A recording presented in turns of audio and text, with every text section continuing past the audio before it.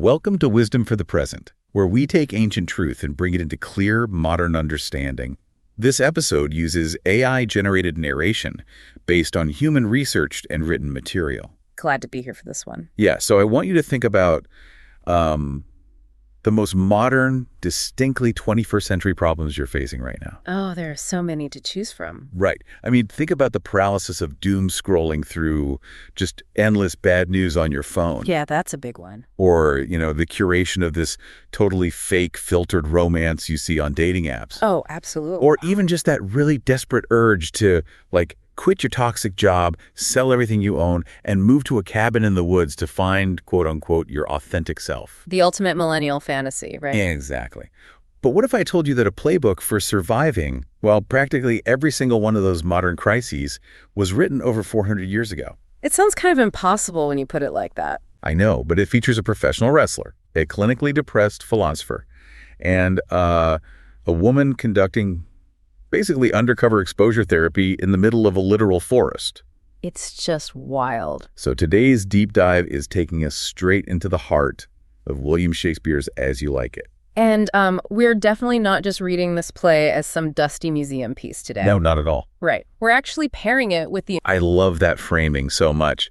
But I feel like before we can talk about the cure, this famous sanctuary of the forest, we really have to diagnose the disease first. Oh, definitely. You have to know what they're running from. Right, because people don't just abandon their comfortable lives and flee into a freezing wilderness for the scenery. No, I mean, they run because the environment they're currently in has become fundamentally unsurvivable. Totally. So let's ground ourselves in the world of the court in Act 1. This is the inciting incident, and it is just a masterclass in what we would call today a highly toxic, deeply narcissistic system. Oh, it is entirely corrupted. I mean, to understand just how bad it is, you really need to understand the two fractured families that are at the center of the story here. Yeah, lay that out for us. So first, we have the Du Bois family. Sir Roland Du Bois has died, and he's left his estate to his eldest son, Oliver. Okay. Now, in the historical context of Elizabethan primogeniture... Which is such a brutal system. It really is. Under primogeniture, the eldest son literally gets everything. The land, the money, the title. Right, leaving the younger siblings with nothing. Exactly. The younger brothers rely entirely on the eldest for their education, their allowance, their position in the world. They are totally at his mercy. Wow. And our hero, Orlando, is the youngest brother. And Oliver is maliciously, intentionally keeping him uneducated and totally destitute. Yeah, Orlando's description of his own life in this first act is just incredibly bleak. It's heartbreaking. He says his brother keeps him rustically at home, or rather, unkept. He says he's treated no better than the stalling of an ox. Yeah, an ox. I mean, he points out that Oliver's animals, literally the horses eating on his dunghills, are actually treated better and trained more carefully than his own flesh and blood brother. Which is just so degrading. Right. Orlando is a gentleman by birth, but he's being intentionally starved of his potential. And that domestic tyranny, it's a perfect mirror for the political tyranny happening at the macro level in the court. Oh, that's such a good point, the micro and the macro. Yeah, because over in the court, Duke Frederick has forcibly overthrown his older brother, Duke Sr., and banished him into the wild. So it's brothers betraying brothers all the way down. Exactly. You have two sets of brothers. And in both cases, the natural order of affection and loyalty has been completely destroyed by envy, paranoia, and just this ruthless lust for power. Which really brings up the core psychological problem of this entire first section. It's not just that Oliver and Duke Frederick are greedy. No, it's much deeper than that. It's that their insecurity makes them paranoid about goodness itself. Yes, that is exactly it. There is this chilling, honestly heartbreaking moment where a loyal old servant named Adam comes to warn Orlando. He tells him that his older brother is actually plotting to burn Orlando alive in his sleep. Just horrifying. And Adam says to him, and this line gives me chills, he says, "Your virtues, gentle master, are sanctified and holy traitors to you." Holy traitors. I mean, let's just linger on that phrase for a second here. Do. Because it captures the exact mechanism of a toxic environment. In a healthy family or, a functional workplace, your virtues, your competence, your kindness, your ability to build consensus, those are rewarded. Right. Those are the things that get you promoted. Or loved. But in a diseased, paranoid system that's governed by a fragile ego, those exact same virtues paint a massive target on your back. You see this happen all the time today. Oh, constantly. I mean, imagine a corporate environment where a mid-level manager is just deeply, deeply insecure about their own abilities. And then a new, highly competent employee joins the team. Oh, I know where this is going. Right. The employee does everything right. They hit their targets. They help their coworkers. People genuinely like them. In a healthy company, that's great news. That's employee of the month. Exactly. But under an insecure manager, that employee is a massive threat. The manager will start sabotaging them, isolating them, finding ridiculous flaws in their work. Yeah, just to tear them down. Why? Because the employee's natural grace highlights the manager's incompetence. That is precisely what is happening to Orlando here. Oliver literally admits this to himself in a soliloquy. He says the quiet part out loud. He really does. He acknowledges that his soul hates Orlando, but he also admits that Orlando is, quote, gentle, never schooled, and yet learned, full of noble device of all sorts, enchantingly beloved. It's like he knows Orlando's a good person. He knows it. Oliver says he feels misprized, basically undervalued, simply because Orlando exists and is naturally good. Wow. And we see the exact same psychological mechanism play out with the usurping Duke Frederick. Right. Duke Frederick initially allows his niece, Rosalind, who is the daughter of the banished Duke, to stay at court because she is best friends with his own daughter, Celia. They're inseparable. But then suddenly, seemingly out of nowhere, he turns on her and banishes her under threat of death. Just flips a switch. And when his daughter begs him to explain why, Frederick basically says it's because the people pity Rosalind and they praise her virtues. Her mere existence is making him look bad. It is the ultimate fragility of the tyrant, which leads to the catalyst that blows this whole powder keg wide open. Duke Frederick hosts this brutal wrestling match. Okay, yes, the wrestling match. And Oliver secretly convinces the Duke's champion wrestler, this guy named Charles, to try and actually snap Orlando's neck in the ring. It's not even a sport at this point. No, it's supposed to be an execution disguised as a sporting event. But Orlando wins. He actually throws the champion. Against all odds. And instead of being impressed, Duke Frederick is enraged because he finds out Orlando is the son of his old enemy. Right, Sir Roland de Boys. So the toxicity just reaches its absolute boiling point. Orlando has to run for his life from his brother, Rosalind is banished by the Duke, and Celia, demonstrating incredible loyalty, by the way, abandons her father's toxic court to flee with her cousin. She literally gives up her inheritance to go with her. They are all pushed out, the pressure cooker explodes, and they have no choice but to seek asylum in the natural world, which is the Forest of Arden. Now, when they step into Arden, they are stepping into a really profound literary tradition. Right, the pastoral trope. Exactly. Historically, this is the idea of a golden world. It's akin to Eden or Arcadia, where life is simple, uncorrupted, and deeply connected to nature. Just idyllic and peaceful. But William Hazlitt makes a really crucial distinction in his commentary here. He points out that Shakespeare doesn't just use Arden as a physical backdrop. Okay. Arden is a philosophical state of being. Yeah, Hazlitt writes that in this play, it is not what is done, but what is said that matters. He says the air breathes philosophical poetry. It's such a beautiful way to phrase it. It really is. The characters are stripped of their titles, their wealth, their comfort, and they are forced into this quiet space where they finally have the room to observe the cares and noise of the world from a safe distance. Right. But I want to push back on this idea of the forest being a perfect sanctuary just for a second. Oh, go for it. Because it honestly sounds pretty miserable. We meet the banished Duke Sr. in Act 2, and they aren't lounging in some sunny meadow eating grapes. No, they're definitely not. They are living in caves. It is freezing winter. The wind is howling, yet Duke Sr. stands there shivering and says, "Sweet are the uses of adversity, which, like the toad, ugly and venomous, wears yet a precious jewel in his head." Yeah, you're right to question that, because to a modern listener, that sounds a whole lot like toxic positivity. It really does. It sounds like someone whose house just burned down saying, well, at least I don't have to vacuum anymore. Exactly. But we have to look closer at the mechanism of what Duke Sr. is actually doing here. Toxic positivity is fundamentally about denial. Right. Good vibes only. Exactly. It is a refusal to engage with negative emotions or painful realities. But that is not what Duke Sr. is doing. I mean, he literally talks about the icy fang and churlish chiding of the winter's wind. He openly admits that when it bites and blows upon his body, he shrinks with cold. Yes. So he isn't pretending it doesn't hurt. Exactly. He acknowledges the physical pain, but he reframes its utility. Futility. He says the wind is a counselor that feelingly persuades him of what he really is. That's profound. Because at court, everyone flattered him. They told him he was untouchable and perfect. But the cold wind doesn't care that he's a duke. It freezes him just like anyone else. It's the ultimate equalizer. Right. He is using the brutal reality of nature to shatter his own ego.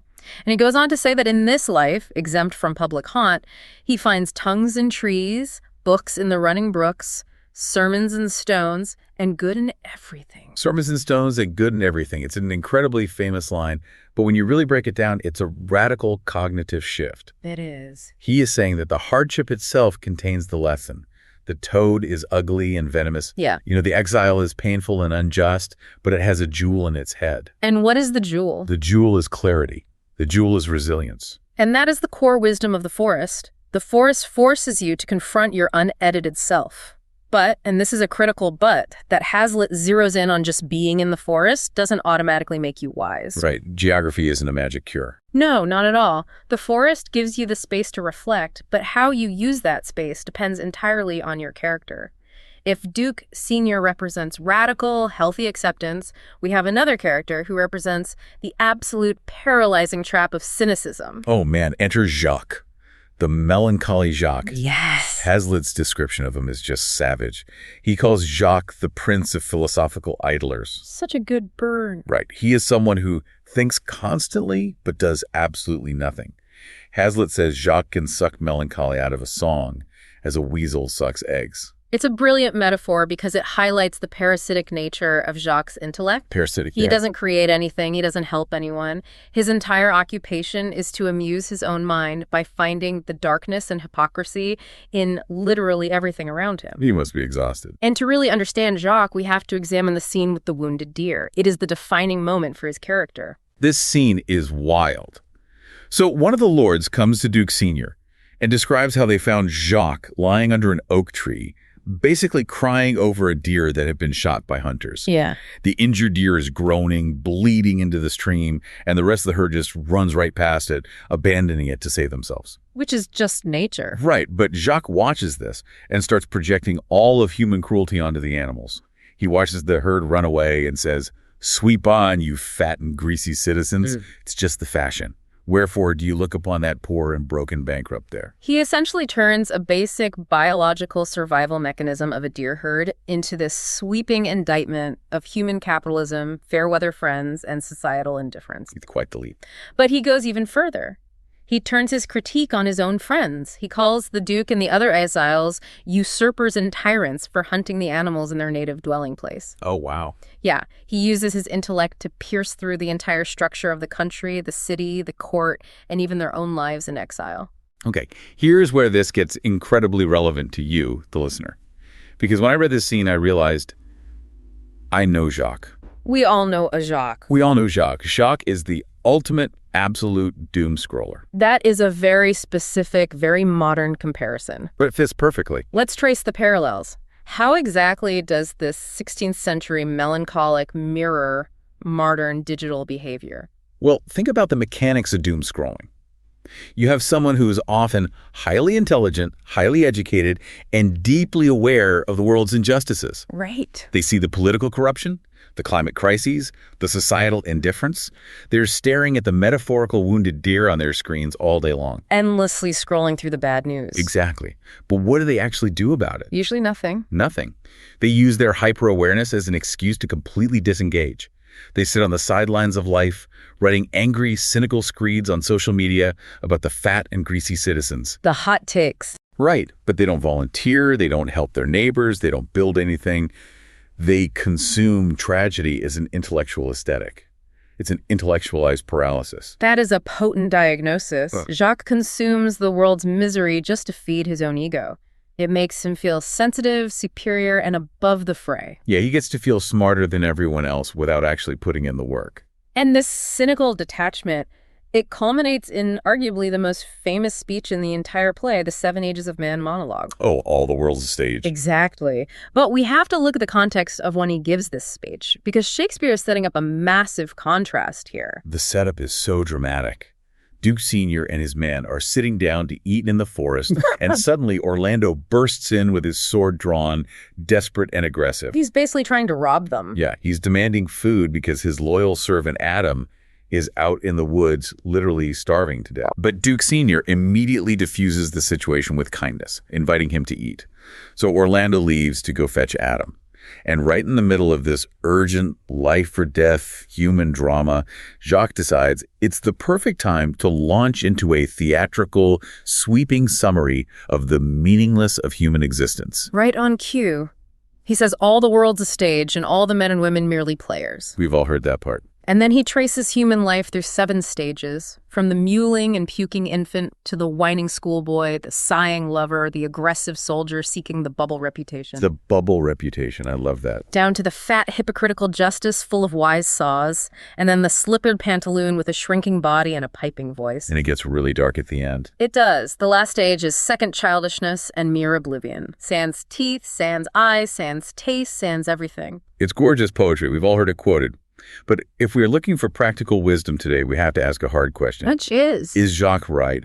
Is this actually a wise perspective on life? Well, factually, yes. He is completely accurate about human mortality and biological aging. Sure, we all get old and die. We all begin helpless, we all go through ridiculous phases, and if we live long enough, we all face physical decline and oblivion. Boy. But philosophically, his worldview is fundamentally flawed because it is entirely devoid of sympathy. That's the key word right there, sympathy. It is a biological reduction of life that completely misses the soul. It misses love, it misses connection, it misses grace and sacrifice. And Shakespeare proves this visually. The timing of the scene is incredible. It's brilliant stagecraft. Literally the exact moment Jacques finishes saying life ends and sans everything, Orlando physically walks onto the stage carrying the starving old man Adam in his arms. Yes. Jacques is giving this cynical TED Talk on how humans are just decaying meat suits with no loyalty or meaning, and Orlando interrupts him by showcasing the exact kind of devoted, sacrificial love that Jacques claims doesn't exist. Exactly. Orlando's action shatters Jacques' cynical thesis. It's Shakespeare's way of showing the modern listener that intellectualizing yourself into despair is a trap. It's a complete dead end. Being a cynic doesn't make you wise, it just makes you a bystander. If you spend your life merely observing the folly of others from a distance, you might avoid getting hurt, but you'll also completely miss the experience of being human. Okay, so if Duke Sr. represents this somewhat static radical acceptance, and Jacques represents a toxic, cynical detachment, how are we actually supposed to engage with the world? We need a better model. Right, because if the forest strips us bare, we can't just sit around contemplating our navels forever. We have to live. And for that model, we turn to the undisputed engine of this play, which is Rosalind. Rosalind is a staggering creation. He really is. Hazlitt was deeply enamored with her. He noted that her character is made up of sportive gaiety and natural tenderness. She is arguably the smartest person in the Forest of Arden. By a landslide. Perhaps the most emotionally intelligent character Shakespeare ever wrote, and she takes on the most chaotic, irrational, and dangerous human experience there is romantic love. We really have to talk about the absurdity of romance here because it is so funny in this play. It's hilarious. Orlando has made it into the forest, and he is deeply in love with Rosalind after only meeting her briefly at the wrestling match. Classic love at first sight trope. But he is in love with the idea of Rosalind. He is running around the woods, carving her name into the bark of the trees and hanging these terrible, cliched poems on the branches. The poetry is remarkably bad. It's so bad. Oh, it's awful. Touchstone, the court jester who fled with the women, he finds one of the poems and mocks it relentlessly. He calls the meter the right butter women's rank to market. I've always loved that insult, but let's translate that idiom for the listener. What does a butter woman's rank actually mean? It refers to a line of dairy women riding their horses to market one after another. Okay. The horses move at a very slow, predictable jogging trot. Bump, bump, bump. Oh, I see. Touchstone is saying Orlando's poetry has this incredibly annoying, monotonous rhythm. It's totally uninspired. He calls it the very false gallop of verses. A false gallop. That's great. Because Orlando is relying on cheap, recycled tropes. He doesn't know how to express real love yet.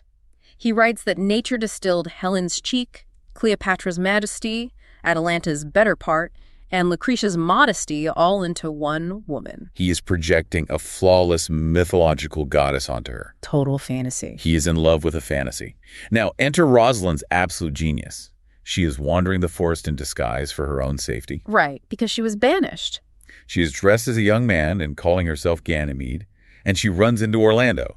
Perfect timing. Because she is in men's clothes, and perhaps because Orlando is so blinded by his own romantic delusions, he doesn't recognize her. Which is a bit of a stretch, but we go with it. Right. Now, she could just take off the hat, reveal herself, and they could run off together into the sunset. But she doesn't. Why doesn't she? Because she recognizes the intense danger of his illusions. Okay, say more about that. If she reveals herself now, she has to live up to the impossible goddess that he has carved into the trees. Which is an impossible standard for anyone. Exactly. Instead, she uses the disguise of Ganymede to bypass the rigid, suffocating gender norms and courtship rituals of the 16th century. It's so smart. As a man, she can talk to him as an equal. She offers to cure him of his love madness. She tells Orlando to pretend she is Rosalind and to come to her cabin every day to woo her. The ultimate test. She promises to act so moody, changeable, and demanding that it will wash his liver clean of love. It is undercover exposure therapy. That's exactly what it is. And what's amazing is Hazlitt's observation here. He says her tongue runs the faster to conceal the pressure at our heart. She loves him so much. She is deeply, madly in love with him, but she uses her wit to test his ego. She is brutally shattering his illusions with these massive reality checks. Give us an example of how she deconstructs his romantic fatalism. Oh, there is this phenomenal scene where Orlando is late for their fake dating appointment. Already messing up. Right. And he tries to play the tragic lover. He says, "Then in my own person, I die." Basically meaning, if you reject me, I will literally die of a broken heart. So dramatic. Rosalind, who is playing the role of the cynical Ganymede, she just laughs right in his face. She gives him a history lesson. I love this part. She says the world is almost 6,000 years old, and in all that time, no man has ever died in a love cause. She mocks the great tragic heroes like Troilus and Leander, saying Leander didn't drown for love, he just got a cramp while swimming. A cramp? It's so dismissive. And then she delivers the ultimate punchline. She says, men have died from time to time and worms have eaten them, but not for love. It's a hilarious deflationary moment, but the psychological underpinning is incredibly profound. How so? She is demanding that he ground his love in reality, not in mythology. She refuses to let him treat love as some divine fatalistic force that just removes his agency. Right, taking away the excuse. Love is a human condition. You aren't going to die from it. You actually have to live with it. And this leads to what might be the single most potent piece of relationship wisdom in the entire play. Oh, absolutely. Orlando swears he will love her, quote, forever in a day. Very poetic. And Rosalind shoots back, say a day without the ever. No, Orlando, men are April when they woo, December when they wed, maids are May when they are maids, but the sky changes when they are wives. It's so true. He promises that as his wife, she will be jealous, clamorous, newfangled, and giddy. She says she will weep when he wants to be merry and laugh like a hyena when he wants to sleep. Think about the weight of that for a second. Yeah.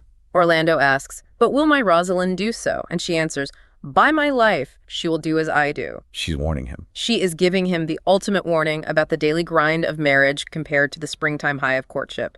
She is forcing him to realize that the person he is marrying is not a painting of Helen of Troy. She's a real person. A real, unpredictable, sometimes irritating human being. This translates so perfectly to the 21st century dating landscape. Doesn't it? We live in an era of intense curation. We fall in love with dating profiles, with carefully selected photos, with text chemistry. We fall in love with the brand. Exactly. We fall in love with the April version of people. And Rosalind is reaching across 4 centuries to tell us, ditch the pedestal. Bring it down. If you cannot embrace the December reality of a person, their flaws, their annoying habits, their changing moods, the way they laugh too loud when you're trying to sleep, then you don't actually love the person. No, we don't. You just love the feeling of being in love. That is the absolute essence of her radical realism. By using the disguise of Ganymede, she creates a laboratory to test Orlando's resilience. A stress test for love. Exactly. And by the time she finally reveals her true identity and marries him, she has ensured that he loves her for who she truly is, wit and waywardness included. She has successfully transitioned their relationship from poetry to prose. And prose is where real life happens. Which is where real, sustaining love actually lives. Okay, so Rosalind shows us the reality of love, but the play also forces us to confront the reality of human behavior at large. Both the ridiculous and the redemptive. Yes, both. We need to look at the intersection of folly and grace. And to do that, we have to bring in two of the most grounded characters in the play, Corin the shepherd and Touchstone the clown. This is a really crucial dynamic. Hazlitt calls Touchstone a mixture of the ancient cynic philosopher with the modern buffoon. A great combo. Someone who turns folly into wit and wit into folly. Touchstone represents the sophisticated, fast-talking, but ultimately hollow intellect of the court. All flash, no substance. Right. And Corin represents the rural pragmatism of the country. And they have this incredible debate about which life is better. Touchstone uses this absurd, twisting intellectual acrobatics to try and prove that Corin is literally damned to hell because he has never been to court. Just talk in circles around him. He argues that if Corin hasn't seen good manners at court, then his manners must be wicked, and wickedness is sin. It's a complete logical fallacy designed to confuse this uneducated shepherd. But Corin completely deflects it. He doesn't even take the bait. He doesn't try to beat Touchstone at his own rhetorical game. Instead, he drops this incredibly grounded, earthbound wisdom. What does he say? He simply states his reality. He says, I am a true laborer. I earn that I eat, get that I wear, owe no man hate, envy no man's happiness, glad of other men's good, content with my harm. Wow. He points out that the man who lacks money, means, and contentment is simply lacking 3 good friends. It's the perfect juxtaposition of artificial wit against natural wisdom. Exactly. Touchstone has all vocabulary, but Corin has the actual substance. Yeah. However, the ultimate test of character in the forest doesn't happen in a philosophical debate. No, it happens in action. It happens in the climax of the action. This brings us all the way back to the toxic familial rift we started with. Oliver. Yes, Oliver, the evil brother, enters the forest hunting Orlando. Because Duke Frederick has threatened Oliver with ruin unless he finds his brother. So Oliver is wandering through the woods. Desperate. And here is where Shakespeare pivots the story from a romantic comedy into a really profound moral treatise. Yeah, the tone shifts entirely here. Orlando is walking through the forest, and he stumbles upon a wretched, ragged man sleeping under an oak tree. The imagery here is intensely cinematic. As Orlando approaches, he sees a green and gilded snake wreathed around the sleeping man's neck. Just loaded with symbolism. Totally. The snake uncoils and slithers away into the bushes as Orlando gets closer. But then Orlando sees a lioness crouching in the thicket. And not just any lioness. Right, her udders are completely drawn dry, meaning she's starving and desperate, and she's just waiting for the sleeping man to make a move so she can strike. A literal trap. And then Orlando looks at the man's face. And it's his brother. It's Oliver, the brother who treated him like an animal, who stole his inheritance, who plotted to burn him alive in his bed. The psychological tension in this moment is immense.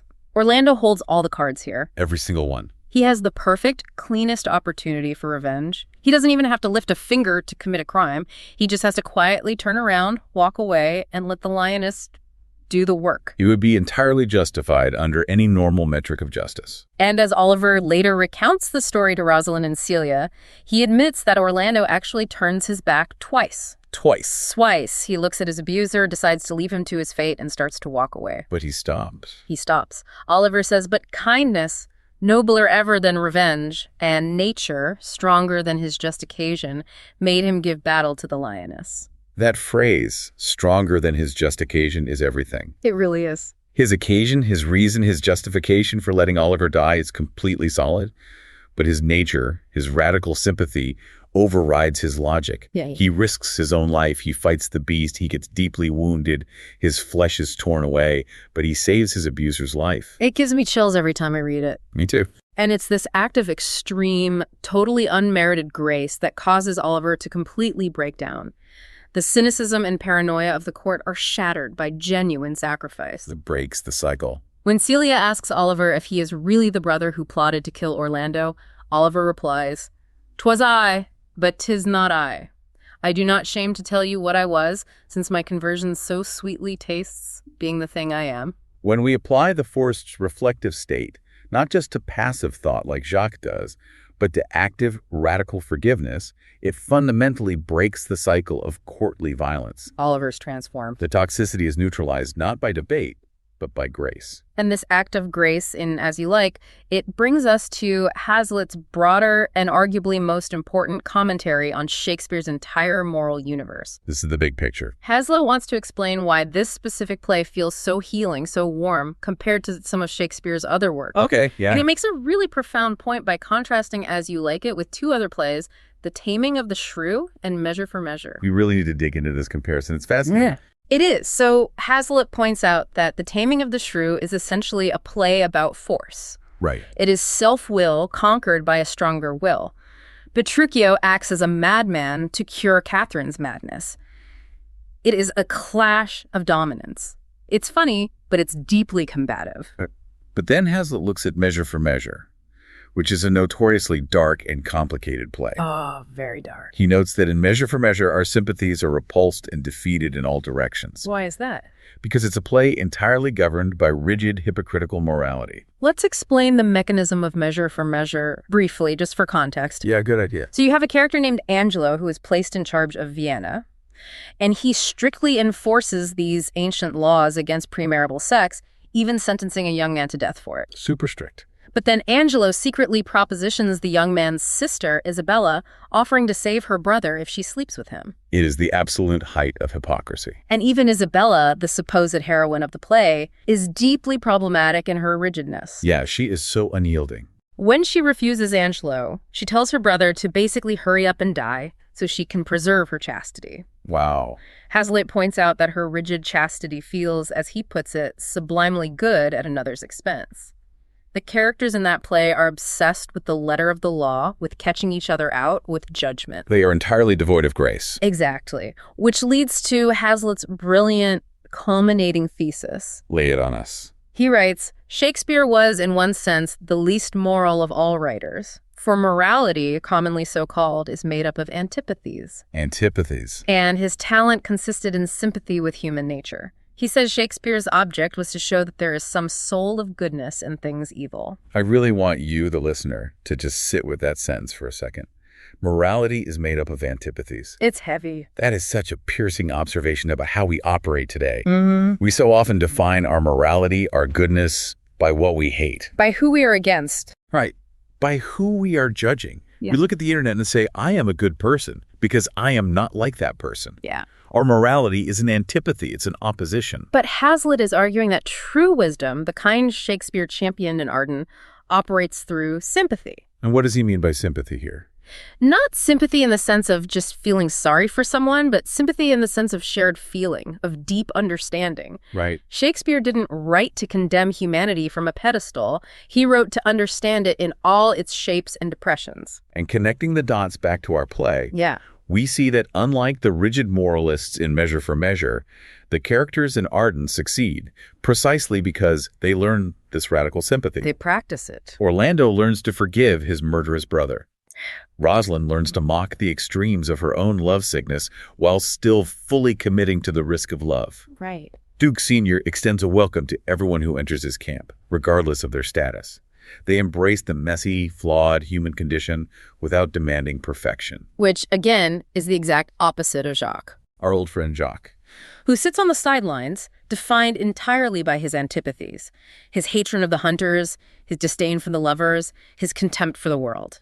Okay, we have covered an immense amount of ground here. We really have. We've explored the toxic systems, the philosophy of adversity, the trap of cynicism, the reality of romance, and this incredible morality of sympathy. A lot to take in. Now, the most important part of this deep dive, how do you, the listener, actively use this wisdom today? Let's get into the practical how-to. Yes, let's break this down into 3 distinct practices based on the characters we've analyzed. Okay, practice 1. Let's start with practice 1. Find your sermons in stones. We can call this the Duke Sr. practice. Every single person listening to this will face their own version of the winter wind, a career setback, a sudden personal loss, a betrayal, just a massive disruption to your plans. It's inevitable. The practice here is not to pretend the wind isn't freezing. It is to actively search for the jewel in the toad's head. So, When you are in the thick of a crisis, I challenge you to ask yourself the specific diagnostic question. What is the quiet, unedited truth this adversity is teaching me that success never could? Because success is a flatterer. It really is. Just like the courtiers flattered the Duke, success tells you that you are brilliant, untouchable, and infallible. But adversity tells you the truth. It tells you about your actual resilience, it reveals who your true friends are, and it strips away the things that don't actually matter. So the practice is to journal or meditate on the utility of your current struggle. What sermon is this particular stone trying to preach to you? That is a very powerful reframe. Moving to practice 2, audit your inner Jacques. Oh boy, the cynicism check. Yes. Jacques is a flashing red warning light for anyone who consumes news or social media constantly. Which is all of us. The diagnostic question you must ask yourself is this: are you using your intelligence to actually solve problems, or are you just sucking melancholy out of the news cycle to feel morally superior?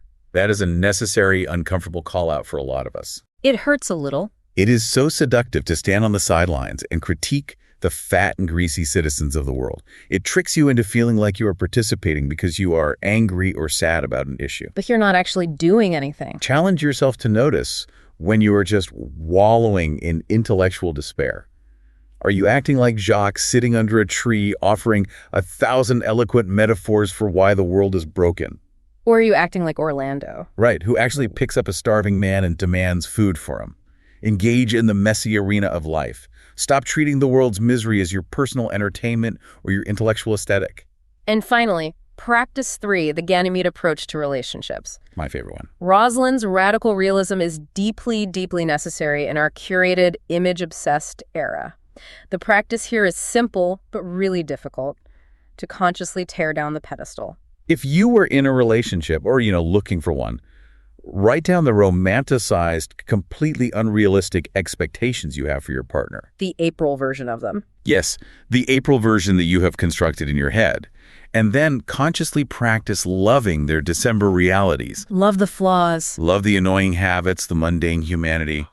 When they do something that shatters your idealized version of them, when they laugh like a hyena when you want to sleep, remember Rosalind. True love isn't finding a flawless person. It is seeing a deeply flawed person clearly, acknowledging the pros of their everyday existence, and choosing to combine your messy life with theirs anyway. It is recognizing that the pros, the everyday reality, is actually where the real, enduring love is found, not in the poetry carved on a tree. This has been such a journey. It really has. And it brings me to a final, slightly provocative thought for you to mull over as we close today. Okay, what is it? When we read this play, or when we talk about escaping modern life, we always think of the Forest of Arden as a physical place we have to escape to. Right, the cabin in the woods. We think, if I could just get a cabin in the woods, or go on a silent meditation retreat, or quit my job and travel, I'd finally find peace. We treat Arden as a destination. But what if it isn't? Exactly. What if Arden is actually a portable state of mind? That is the ultimate secret of Shakespeare's design here. At the end of the story, Duke Frederick the Usurper, who banished everyone here, enters the outskirts of the forest with an army. Ready for war. But he meets an old religious man, undergoes a sudden conversion, abandons his enterprise, and bequeaths the crown back to his banished brother. The toxic system at the court is just dissolved. And what do our characters do? Almost all of them leave the forest. They return to the court. Exactly. They don't stay in the woods. The true test of wisdom isn't finding peace while you are hiding in the forest, completely isolated from the world's problems. Any monk can be peaceful alone on a mountain. The true test is taking the forest's radical sympathy, its clear-eyed realism, and its grace, and bringing that back into the toxic court of the real world. You go to Arden to heal. You go to find the sermons in the stones, but you return to the court to actually live. You carry Arden with you. It becomes the lens through which you interact with society, replacing antipathy with sympathy. That's the heart of this section. This is Wisdom for the Present, where understanding leads to clarity, and clarity shapes how we see and live. We'll see you in the next episode.